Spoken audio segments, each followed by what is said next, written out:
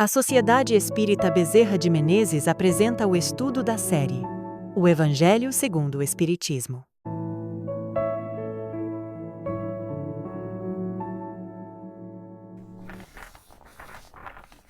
Olá, que alegria começar mais esse estudo aqui com a gente. Hoje a gente vai mergulhar direto num tema que é super profundo e transformador. O Evangelho segundo o Espiritismo, capítulo 7, Bem-aventurados os pobres de espírito. E para começar da melhor forma, vamos trazer aquela citação famosa que fundamenta todo esse nosso estudo. O Evangelho de Mateus, no capítulo 5, versículo 3, diz exatamente o seguinte: Bem-aventurados os pobres de espírito, porque deles é o reino dos céus. Sabe, essa é uma daquelas frases que sempre soou meio como um paradoxo gigante para muita gente, né? Afinal de contas, por que é que uma condição de pobreza estaria ligada à maior das grandezas espirituais? Pois é, e a gente vai desvendar essa lógica celestial agora mesmo. Para organizar nosso estudo, vamos passar por 5 pontos bem rápidos e essenciais. Primeiro, o que se deve entender por pobres de espírito. Segundo, aquele que se eleva será rebaixado. Terceiro, os mistérios ocultos aos doutos e aos prudentes. Quarto, o orgulho é a humildade. E para fechar, a missão do homem inteligente na Terra. Então, vamos nessa? Começando já pela nossa primeira parte. O que se deve entender por pobres de espírito.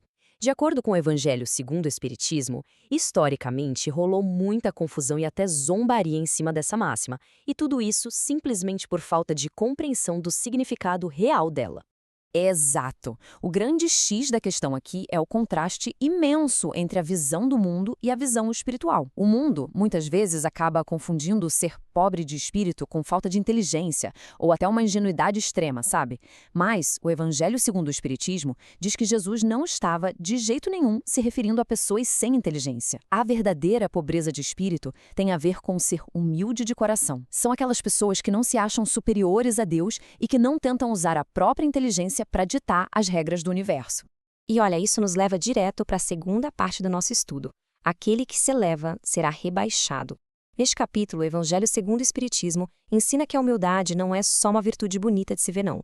Não, ela é uma lei espiritual inquebrável que regula mesmo as nossas posições lá na eternidade. Nossa, sim! E para entender melhor como essa lei funciona na prática, a gente pode olhar para a analogia do convite para as bodas, aquele banquete de casamento.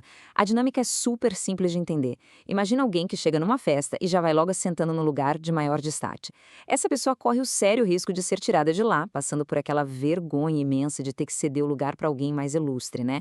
Por outro lado, quem escolhe sentar lá no último lugar, adotando uma postura de humildade, pode acabar recebendo a glória de ser convidado pelo próprio anfitrião a sentar mais à frente. O ensino fica bem claro.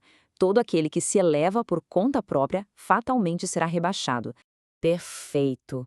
E para expandir um pouquinho mais essa lógica do reino dos céus, é só a gente olhar para a figura de uma criança em contraponto ao poder terreno. O Evangelho segundo o Espiritismo diz que Jesus usa a criança como símbolo ideal daquela simplicidade de coração. É a representação pura da alma que não tem pretensão nenhuma de superioridade. Para alcançar a grandeza de verdade, a regra principal exige que a gente se torne um servidor, desapegando totalmente de qualquer ilusão de que somos infalíveis. Falando em desapego, uma das lições mais marcantes desse trecho todo é a famosa analogia do náufrago. É o seguinte: quando acontece o desencarne, toda a nossa riqueza, aqueles títulos de nobreza, a glória mundana, nada disso atravessa a fronteira para a vida espiritual. As pessoas muito orgulhosas chegam do outro lado sem absolutamente nada, igualzinho a náufragos que perderam até as roupas do corpo. A única coisa que conservam é o próprio orgulho. E isso é algo que torna essa nova e humilde posição infinitamente mais dolorosa, especialmente quando percebem que aqueles espíritos que eles tanto menosprezavam estão brilhando em posições de muita luz e elevação.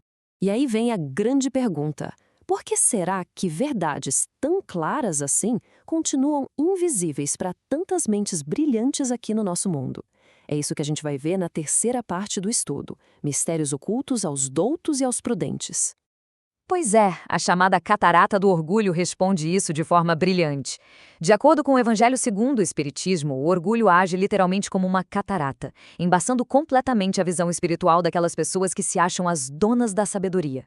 Afinal, do que adianta mostrar uma luz ofuscante para alguém que está temporariamente cego, não é mesmo? É exatamente por isso que a providência não tenta forçar ninguém a acreditar através de fenômenos gigantescos. Deus age como aquele médico perfeito, sabe? Ele atua primeiro para curar a raiz da doença, que é o orgulho. Somente quando o paciente sente a angústia da escuridão e pede ajuda com humildade é que os olhos dele se abrem para conseguir absorver a luz de verdade. Chegamos então na nossa quarta parte, o orgulho e a humildade. Aqui a gente vai olhar bem de perto as instruções super profundas que os espíritos superiores trouxeram sobre as consequências das nossas atitudes mais íntimas. E para compreender isso a fundo, a gente vai resumir o que disse o espírito Lacordaire de acordo com o Evangelho segundo o Espiritismo. Ele usa uma imagem muito interessante de diferentes trajes para mostrar como as diferenças terrenas são uma grande ilusão. A nobreza de sangue, as posses, tudo isso é visto só como um verniz social, nada mais. Se a gente despir um homem superpoderoso e um trabalhador muito humilde, a química não vai achar diferença nenhuma entre o sangue dos dois. Lacordaire é firme em enfatizar que a falsa virtude, aquela que não tem humildade nenhuma, é só uma roupa luxuosa usada para esconder as deformidades da alma. Na balança divina, gente, são só as virtudes reais que distinguem os espíritos. Com certeza. E o quadro social que vem na sequência serve como um alerta gigantesco para todos nós. Vamos resumir o que disse o espírito Adolfo, bispo de Argel, segundo o Evangelho segundo o Espiritismo.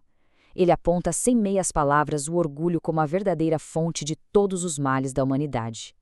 Adolfo explica que é impossível as pessoas serem felizes sem uma benevolência mútua, e a benevolência, por sua vez, simplesmente não consegue existir no mesmo espaço que o orgulho. Ele até questiona a lógica de uma sociedade que vive bajulando o vício que está cercado de riqueza, enquanto despreza o verdadeiro mérito só porque ele está escondido na obscuridade. O alerta final dele é que, quando o orgulho chega no limite extremo, a gente tem um indício infalível de que a sociedade decaiu moralmente e que a correção divina é inevitável. Uma baita reflexão.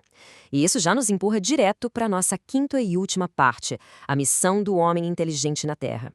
Porque, afinal de contas, se a inteligência não nos dá o direito de nos sentirmos superiores a ninguém, qual seria o verdadeiro motivo da gente desenvolvê-la, hein? É exatamente para responder isso que a gente vai resumir o que disse o espírito protetor Ferdinando sobre a missão do homem inteligente na Terra, de acordo com o Evangelho segundo o Espiritismo. A metáfora que ele usa é simplesmente belíssima, a do ajudante do jardineiro. Pensem com a gente, a natureza de uma ferramenta sempre indica para que ela serve, certo?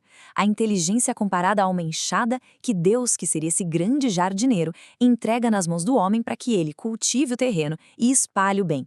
Então, quem usa a inteligência para oprimir os outros ou para tentar destruir a ideia de Deus está agindo como um ajudante que levanta a enxada para machucar o próprio patrão. Portanto, a inteligência é uma missão de trabalho e de muito auxílio, e nunca, em hipótese alguma, uma arma para dominar os outros. Uau, faz todo sentido! E para a gente amarrar e encerrar a nossa reflexão de hoje, vamos colocar lado a lado esses dois olhares que a gente debateu aqui. De um lado, aquela visão toda baseada no orgulho, e do outro, a visão estruturada na humildade. De acordo com o Evangelho segundo o Espiritismo, ser pobre de espírito significa, na verdade, ser profundamente rico em qualidades morais e em simplicidade. Exatamente. A grande pulga atrás da orelha que esse estudo deixa com a gente é sobre a eternidade. Nós vimos que os títulos, o dinheiro, as posses, tudo isso fica aqui, no mundo material. Então, ao observar a leveza que a humildade traz, contrastando com esse peso terrível do orgulho, qual é a verdadeira bagagem espiritual que a gente está preparando para levar conosco para o outro lado? Essa é uma excelente reflexão para a gente carregar no coração.